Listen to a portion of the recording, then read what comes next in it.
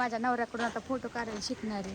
Pose द्यायचं शिका आधी. हा, मला पोजायला शिकवायला आधी कॅमेरा शिकायचा. बरं. चला आता मी कॅमेरा फोटो काढायला शिकते मस्त पैकी. तुला अजून मग काढ बरं फोटो. आता कुठं फोटो काढायचं माहिती का तुला? दाबायचं कुठं? निघतोय का? आता काढते मी. माझा काढ. माझाच काढ, जाऊन दे. ब्लॉक काढताना लय होत आहे. असं त्याच्यावर दाब की माझ्या तोंडावर एकदा. आला का? तुला दाबलं की फोटो निघते मला. मग दाबलं की फोटो निघणार. एकाच दाबल्या फोटो निघायला पाहिजेत ना पण. तुला नाही येत काय? थांबा बरं 1 मिनिट तुमचा फोटो. थांबा तुमचा फोटो काढू. हा बघ, या असं काढ उभा. फक्त त्यांच्यावर दाबलं की लगेच हे थांब होतं. बंद करून. हा सापडा का? नीट काढ. हा जमते की. नमस्कार मित्रांनो, मी पूजा आणि माझ्या यूट्यूब चॅनलवरती तुम्हा सगळ्यांचं पुन्हा एकदा स्वागत आहे. तर आजचा व्लॉग ना हा नागपंचमी दिवशीचाच आहे.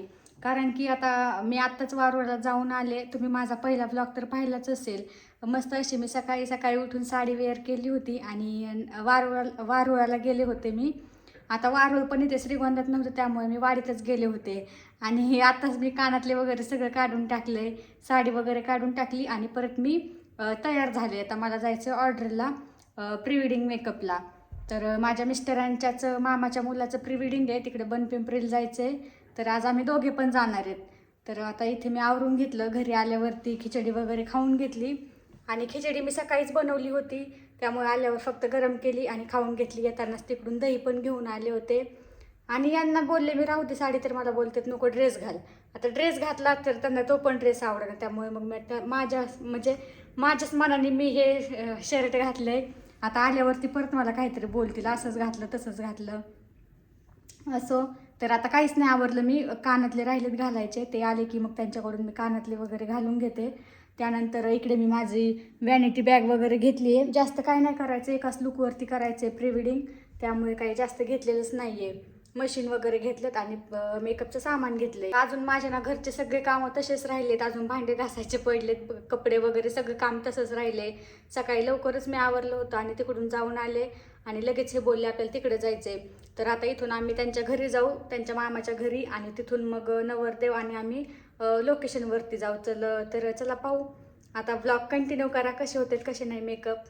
मी आणि माझे मिस्टर त्यांच्या मामाच्या घरापर्यंत स्कूटीवरच गेलो होतो आणि त्यानंतर त्यांच्या घरून मग त्यांच्या मामाच्या मुलाला घेतलं आणि त्याचबरोबर ह्यांचे मावस भाऊ पण होते. तर आम्ही चौघे पण ना तिथून निघालो आणि डायरेक्ट मग नवरीच्या घरी चाललो होतो. तर नवरीच्या घरून आम्हाला बनपिंपरीला जायचं होतं, म्हणजे जिथे शूट करायचं आहे त्या लोकेशनला. पण म्हटलं आपण घरूनच आवरून जाऊ, कारण की नवरीच्या घरापासून ना बनपिंपरी ही अगदी 1 ते 1.5 किलोमीटरवरच होती. त्यामुळे म्हटलं आपण घरूनच मस्त असं आवरून जाऊ, कारण की बनपिंपरीमध्ये गेल्यावरती ना परत तिथे रूम घ्यावं लागते चेंज करण्यासाठी आणि परत त्या रूमचं चार्जेस पण द्यावं लागतं. त्यामुळे म्हटलं आपण घरूनच मस्त असं आवरून जाऊ. तर लगेच इकडे मी ना नवरीचं आवरायला घेतलं होतं. तसं तर आम्हाला प्री वेडिंग करायला ना भरपूर सारा उशीर झाला होता, जवळपास 11-12 वाजले होते. अजून मला वाटते जास्त टाईम झाला असेल, कारण की मी ना सकाळीच आज नागपंचमी असल्यामुळेच ना वारुळाला गेले होते आणि ते पण मी वाडीत गेले होते, त्यामुळेच ना मला उशीर झाला होता यायला. आणि मग घरी आल्यावरती परत आमचं जेवण वगैरे झालं. त्यानंतर मी माझं आवरून घेतलं आणि त्यांच्या घरी पण, म्हणजे त्यांच्या मामाच्या घरी पण यायला आम्हाला जवळपास 1 तास लागला. त्यामुळे पुढे पण उशीरच होत गेला. इकडे माझा आतमध्ये मेकअप चालू होता आणि बाहेर आम्ही जेवढे जण आलो होतो ना त्यांच्यासाठी हिच्या मम्मीने ना नाश्ता केला होता. म्हणजेच की काही जणांसाठी पोहे बनवले होते आणि मला आणि माझ्या मिस्टरांना उपवास होता, त्यामुळे त्यांनी खिचडी बनवली होती आणि सोबतच ना पापड्या पण तळल्या होत्या. तर त्यांचा बाहेर नाश्ता चालू होता आणि आतमध्ये माझा मेकअप चालू होता.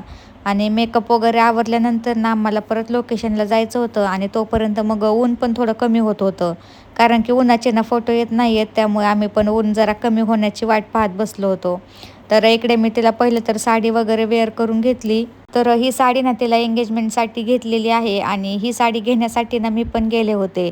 तर तुम्ही माझ्या ना मागच्या मिनी व्लॉगमध्ये पण पाहिलंच असेल, जेव्हा मी तो व्लॉग अपलोड केला होता, मला माझ्या सासूबाईंनी साडी घेतली होती. तर त्याच व्लॉगमध्ये ना ही साडी घेण्यासाठी पण मी गेले होते आणि तीच साडी ना आज तिला वेअर केली होती आणि ह्याच साडीवरती ना तिला फोटोशूट करायचं होतं. तर त्यांच्याच ना पत्रिकेवर फोटो टाकायचे होते, त्यामुळे फक्त फोटोज काढायचे होते आणि एकच लूक होता आणि एवढ्या एकाच लूकवरती ना तिला शूट वगैरे करायचं होतं. तर इकडे माझा बेस करायचं काम चालूच होतं आणि त्यानंतर ना मला हेअरस्टाईल करायची होती. आता तिचे केस पण खूपच छोटे होते आणि ते केस पण असे कर्ली होते, त्यामुळे मला पण जास्त ओव्हर पण हेअरस्टाईल करायची नव्हती, अगदी सिम्पलमध्येच तिची हेअरस्टाईल करायची होती. तर बघू आता कसं होतंय कसं नाही ते, तर व्हिडिओ कंटिन्यू करा. यांच्या एंगेजमेंटचा मेकअप पण ना माझ्याकडेच होता, पण नेमकीच मी ना आधी ब्राईडची ऑर्डर घेतली होती. तर ब्राईडचे ना माझ्याकडे 4-5 लुक होते, एंगेजमेंटचा, हळदीचा, वेडिंगचा, विधीचा आणि त्याचबरोबर ना त्यांचं सप्तपदीचं पण डेकोरेशन होतं आणि त्यामध्ये वेलकमचं पण डेकोरेशन होतं.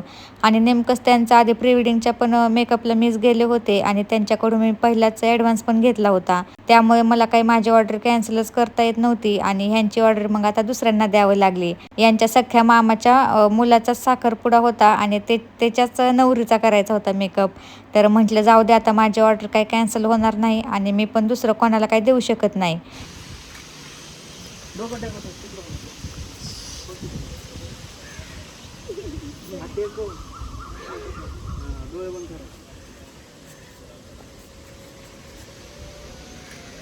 मानवरती उचल बरं आता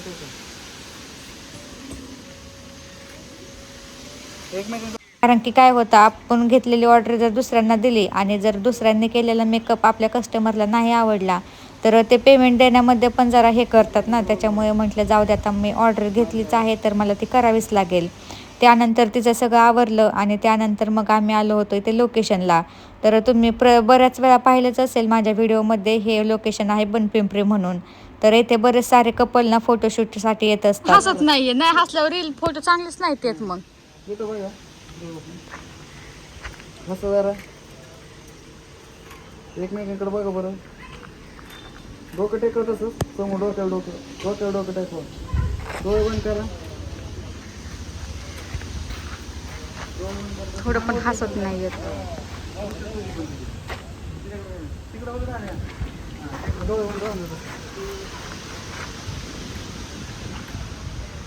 तिथं बघा बरं, दोघं पण बघा इथं माहेर तेव्हा मस्त झालं.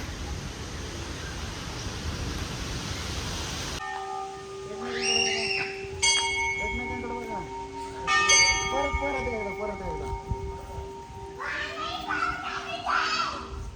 माझ्या नवऱ्याकडून आता फोटो काढायला शिकणार आहे.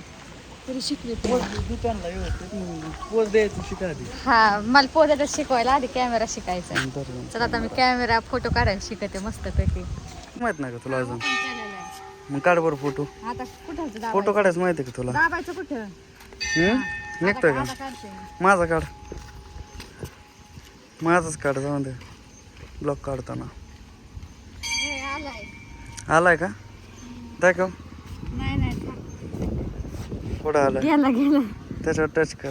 ती परत घालवायचं म्हणलं. पुढं ती परत घालवायचं. वेग photo दाबायचं. म्हणलं.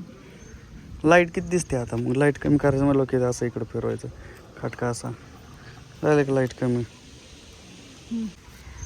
काढ Blur होतंय. असं त्याच्यावर दाब की माझ्या तोंडावर एकदा. दिसतंय का? परत एकदा एक try. आला का? त्याला दाबलं की photo निघते मला की. मग दाबलं की फोटोच नाही निघणार. इकडचं दाबलं फोटो निघायला पाहिजेत ना पण. तुला नाही येत काय? थांबा बरं 1 मिनिट तुमचा photo. तमा तुमचा फोटो काढू. हां बघ, या असं काढ उभा. फक्त त्यांच्यावर दाबलं की लगेच थांब निघत. बंद करून देतो तुला. हां आता काढ व्यवस्थित. दाबलं लगेच निघत. हां नाही आता की बटन दाबायचं. दाब की बटन. बटन सापडा. हां सापडलं का? नीट काढ. हां जमतंय की सांग पोज मी काढते पटापटा. कोणते?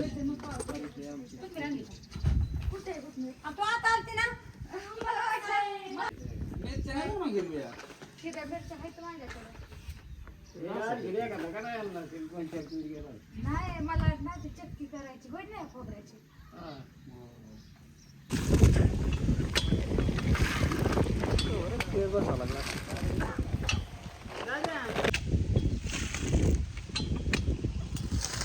सोला पटापटा.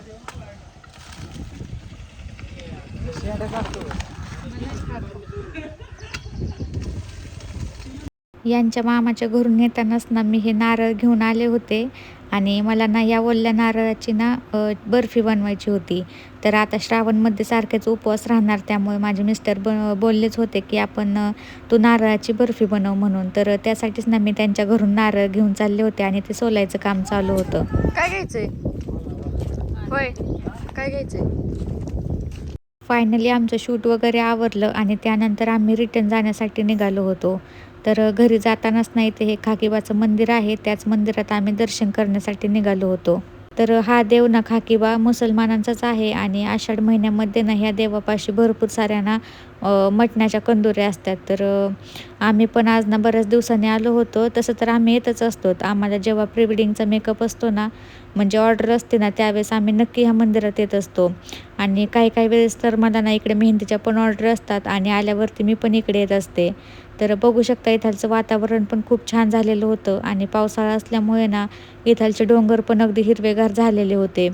तर त्यांच्या घरून आम्ही येतानाच ना नारळ घेऊन आलो होतो आणि तोच नारळ नाही ते देवासाठी फोडला होता. तर आषाढ महिन्यामध्ये नाही ते 1 महिनाभर म्हणजे इथे जत्राच भरलेली असते आणि भरपूर सारी ना गर्दी पण असते. तर इथे शेजारीच ना एक डोंगर आहे आणि त्या डोंगरावरती पण ना बरेच जण जातात नाही का. म्हणजे मी पण एकदा गेलेली आहे आणि तिथे जायला ना जवळपास 2 ते 3 तास लागतात. तर असा होता आजचा दिवस.